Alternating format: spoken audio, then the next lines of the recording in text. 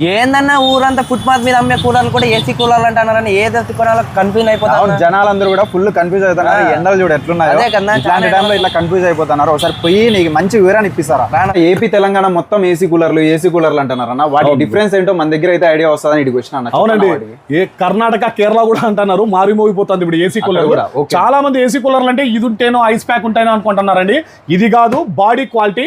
Main AC cooler అంటే మీరు కొనేటప్పుడు ఏ షాపు పోయినా ఒకటి అడగాలండి, ఎక్కడ దొరకని ఏసీ కూలర్ చెప్తున్నా మీకు. ఇప్పుడు ఆన్ చేసి చూపిస్తారా రామా? మోటార్ చూడండి, మామూలుగా రెగ్యులర్ కూలర్ అయితే ఇట్లా తిరుగుతుందండి. ఏసీ కూలర్ అంటే ఇప్పుడు చూడండి ఇలా తిరుగుతుందండి.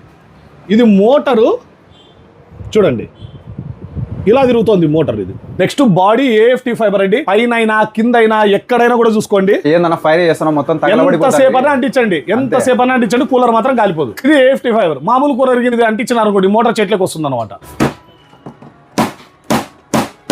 Clock wise. తర్వాత కరెంటు బిల్లు తక్కువ వస్తుంది, నీళ్లు తక్కువ తీసుకుంటుందండి. అందుకనే దీనికి వాటర్ కెపాసిటీ కూడా తక్కువ ఉంటుంది. నీళ్లు తక్కువ అంటే తక్కువ తీసుకుంటుంది. నీళ్లు ఎక్కువ ఉంటే కూలర్ గిని కొన్నారనుకోండి, ట్యాంక్ ఉండేది, కరెంటు బిల్ ఇంకా మనం ఆస్తులు అమ్మాలంటారే అట్లా వస్తుంది అనమాట. రెగ్యులర్ కూలర్ చూడండి, ఇది చూడండి ఇలా తిరుగుతుంది. ఏసీ కూలర్ అంటే ఇలా తిరుగుతుంది అనమాట. ఇది ఇలా తిరుగుతుంది. బజాజ్లో 0 down payment, Poonawalla 0 down payment, credit card ఫైనాన్స్లు అన్నీ ఉన్నాయి. ఏసీలు కూడా అన్ని కంపెనీలు ఉన్నాయి. ఒక్కసారి రండి షాప్కి విజిట్ చేయండి, ఫాలో చేయండి.